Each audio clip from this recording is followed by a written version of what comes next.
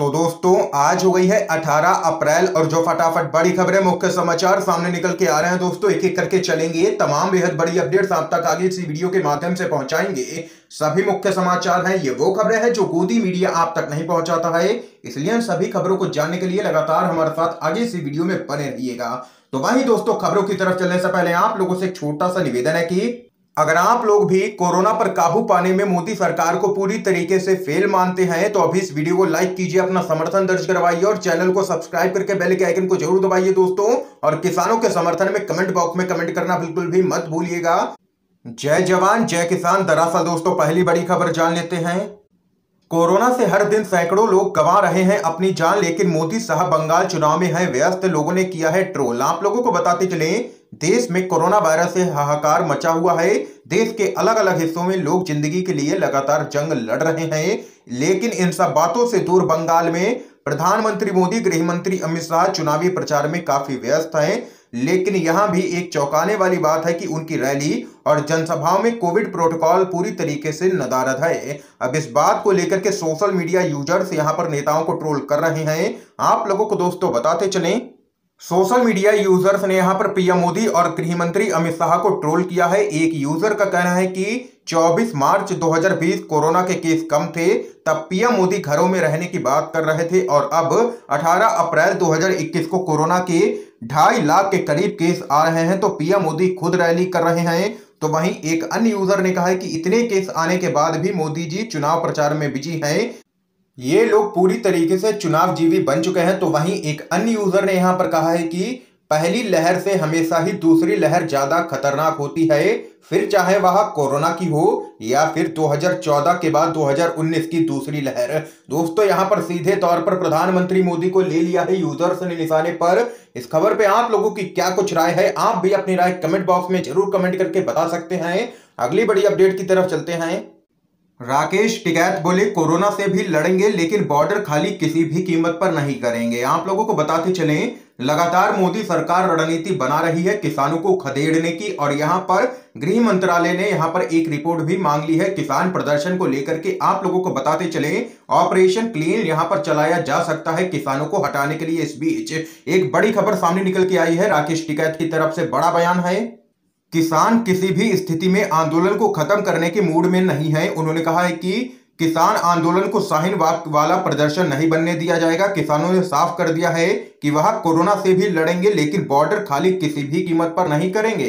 राकेश टिकैत ने आगे कहा है कि जैसे मोदी सरकार ने यहां पर शाहीन बाग के प्रदर्शनकारियों को धरना प्रदर्शन से हटा दिया, वैसे किसान किसी भी कीमत पर नहीं हटेंगे। बॉर्डर पर किसान लगातार जमे रहेंगे, ये यहां पर दो टूक कहना है राकेश टिकैत का। अगली बड़ी खबर आप लोगों को बताते चलें, आरक्षण को लेकर के बाबा साहेब अंबेडकर की तस्वीर फाड़ लगा दी आग, बोले लोग करो इसको तुरंत गिरफ्तार। आप लोगों को बताते चलें, जाति के आधार पर आरक्षण के विरोध में एक शख्स ने बाबा साहेब डॉक्टर भीमराव अंबेडकर की तस्वीर फाड़ करके जला दी है। उसने इसका एक वीडियो भी बनाया है और यह सोशल मीडिया पर वायरल होने लगा। इसके बाद से लोग प्रकाश मिश्रा नाम के शख्स की गिरफ्तारी की मांग कर रहे हैं और कई लोग उसे यहां पर देशद्रोही भी बता रहे हैं। तो वहीं डॉक्टर भीमराव अंबेडकर के बारे में अपशब्द बोलने के बाद वह तस्वीर पर चप्पल चलाता भी नजर आता है। यह सब देखने के बाद लोगों में शख्स के प्रति काफी गुस्सा है। तो वहीं एक यूजर ने सोशल मीडिया पर कहा है कि यह बहुत ही खतरनाक समाज है, इसे उम्र कैद की सजा होनी चाहिए। तो वहीं एक अन्य यूजर ने यहां पर कहा है कि बाबा साहब का अपमान यहां पर राष्ट्र का अपमान है। सोशल मीडिया पर लोग यूपी पुलिस से शख्स को गिरफ्तार करने की यहां पर मांग कर रहे हैं। ये यहां पर दोस्तों देख सकते हैं, बड़ी खबर सामने निकल के आई है। अगली बड़ी अपडेट की तरफ चलते हैं। किसान आंदोलन को अंदरूनी मसला बताने वाले सेलिब्रिटी अब अस्पताल बेड ऑक्सीजन की कमी पर चुप आखिर क्यों हैं। आप लोगों को बताते चले, देश भर में कोरोना का कहर लगातार जारी है। तो वहीं उधर दिल्ली बॉर्डर पर किसान आंदोलन भी बदस्तूर जारी है। जिस दौर में विदेशी नागरिक भारतीय किसानों के पक्ष में ट्वीट करते थे या अपनी बात रखते थे तो भारतीय सेलिब्रिटी उनकी आलोचना किया करते थे। वो किसान आंदोलन को भारत का अंदरूनी मसला बताया करते थे, लेकिन आज जब कोरोना ने भारत में अपना रौद्र रूप धारण कर लिया है, ना ही अस्पतालों में बेड हैं, ना ऑक्सीजन सिलेंडर हैं, ना ही एम्बुलेंस हैं, बीमारी से ज्यादा लोग को व्यवस्था से तड़प तड़प के मर रहे हैं, तो कहां है आज भारत के सेलिब्रिटी। यह सवाल एक सोशल मीडिया यूजर ने उठाया है। आप लोगों को बताते चले, उस यूजर ने यहां पर ट्वीट करते हुए कहा है कि विदेशियों की ओर से किसान आंदोलन पर ट्वीट किए जाने पर इसे भारत का अंदरूनी मामला बताने वाले सेलिब्रिटी अब भारत में अस्पताल बेड, वेंटिलेटर, आईसीयू की कमी पर आखिर चुप क्यों हैं? अभी ये लोग अंदरूनी मामलों पर बात नहीं करेंगे, बल्कि फिल्मों के जरिए प्रोपेगेंडा फैलाएंगे और बाद में नेताजी के साथ सेल्फी लेंगे। ये यहाँ पर दोस्तों देख सकते हैं, कई सवाल खड़े हो रहे हैं। तो वहीं अगली बड़ी अपडेट आप लोगों को बताते चलें, मुंबई मेयर का बड़ा बयान, कुंभ मेले से लौटने वाले लोग कोरोना को प्रसाद के रूप में बांटेंगे। आप लोगों को दोस्तों बताते चले, पूरा देश इस वक्त भयानक कोरोना संक्रमण की चपेट में आ चुका है। हालात यह है कि रोजाना 2 लाख से ऊपर नए केस दर्ज हो रहे हैं। रोजाना हजारों की संख्या में लोग इस घातक वायरस से दम तोड़ रहे हैं। तो वहीं अब मुंबई की मेयर किशोरी पेडनेकर ने भी अपनी प्रतिक्रिया दी है कुंभ मेले को लेकर के और लोगों को चेताया है। बीएमसी मेयर ने कहा है कि जो भी लोग हरिद्वार कुंभ मेले से लौट करके अपने अपने राज्यों में जाएंगे, वो वहां पर कोरोना को प्रसाद के रूप में बांटने का काम करेंगे, जिससे हर राज्य कोरोना से और भी प्रभावित होगा और आने वाले दिनों में और भी यहां पर कोरोना का प्रकोप देखने को मिल सकता है देश भर के अंदर। ये यहां पर कहना है मुंबई की मेयर का। एक और बड़ी खबर जान लेते हैं, कांग्रेस कार्य समिति ने गिनाई है कोरोना से लड़ने में केंद्र की खामियां, कहा मनमोहन सिंह लिखेंगे पीएम मोदी को पत्र। आप लोगों को बताते चलें, कांग्रेस की शीर्ष नीति निर्धारक इकाई कांग्रेस कार्य समिति यानी कि सीडब्ल्यूसी ने आरोप लगाया है कि कोरोना वायरस महामारी से निपटने में केंद्र सरकार का भारी कुप्रबंधन और अक्षमता देखने को मिली है। पार्टी अध्यक्ष सोनिया गांधी की अगुवाई में सीडब्ल्यूसी की बैठक में यह फैसला भी किया गया है कि पूर्व प्रधानमंत्री डॉक्टर मनमोहन सिंह पार्टी के सुझावों को लेकर के प्रधानमंत्री मोदी को एक पत्र भेजेंगे।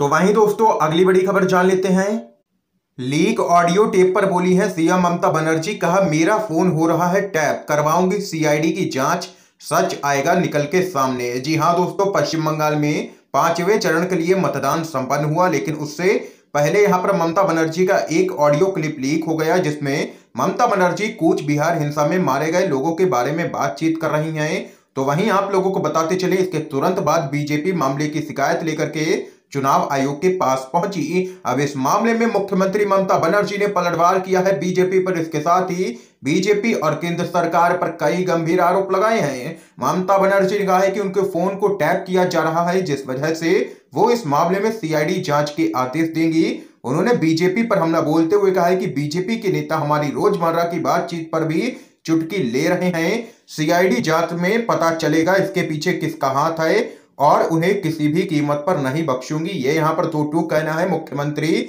ममता बनर्जी का। अगली बड़ी खबर आप लोगों को बताते चलें, कोरोना के खिलाफ 1 साल मिला पर सरकार रही लापरवाह, अब भी कर रही है भेदभाव। ये यहां पर सोनिया गांधी ने बोला है जोरदार हमला। आप लोगों को दोस्तों बताते चलें, कांग्रेस की अंतरिम अध्यक्ष सोनिया गांधी ने कांग्रेस कार्य समिति की बैठक को संबोधित करते हुए कहा कि कोरोना महामारी एक राष्ट्रीय चुनौती है, जिसे दलगत राजनीति से ऊपर रखा जाना चाहिए। लेकिन इस महामारी में 1 साल के बाद भी सरकार पूरी तरह से लापरवाह बनी रही।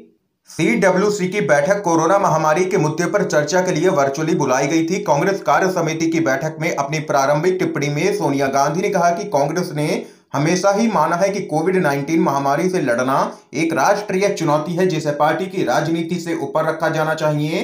तो वहीं आप लोगों को बताते चलें, सोनिया गांधी ने आगे कहा है कि हमने फरवरी-मार्च 2020 से अपने सहयोग का हाथ बढ़ाया। हालांकि हम इस तथ्य से इनकार नहीं कर सकते हैं कि कोरोना की दूसरी लहर ने देश में रोष पैदा किया है। अफसोस की बात है कि महामारी के खिलाफ 1 साल समय मिलने के बावजूद लापरवाही की गई है। उन्होंने कहा है कि आज देश के कई परिवार मुश्किल में हैं, जीवन और आजीविका समाप्त हो रही है और जीवन भर की कमाई स्वास्थ्य सेवाओं में खर्च हो रही है। तो वहीं सोनिया गांधी ने केंद्र की बीजेपी सरकार पर देश के कांग्रेस शासित राज्यों और अन्य गैर बीजेपी शासित राज्यों के साथ भेदभाव करने का आरोप लगाया है। उन्होंने कहा है कि विभिन्न राज्यों के कांग्रेसी मुख्यमंत्रियों और कांग्रेस के सहयोगी दलों के मुख्यमंत्रियों ने कई बार प्रधानमंत्री को पत्र लिख करके आवश्यक सामानों की मांग की है, लेकिन केंद्र चुप्पी साधे हुए है। कई राज्यों में वैक्सीन नहीं है, वेंटिलेटर नहीं है, ऑक्सीजन तक नहीं है, जबकि कुछ राज्यों को सुविधाओं के मामले में प्राथमिकता के आधार पर लगातार ट्रीट किया जा रहा है।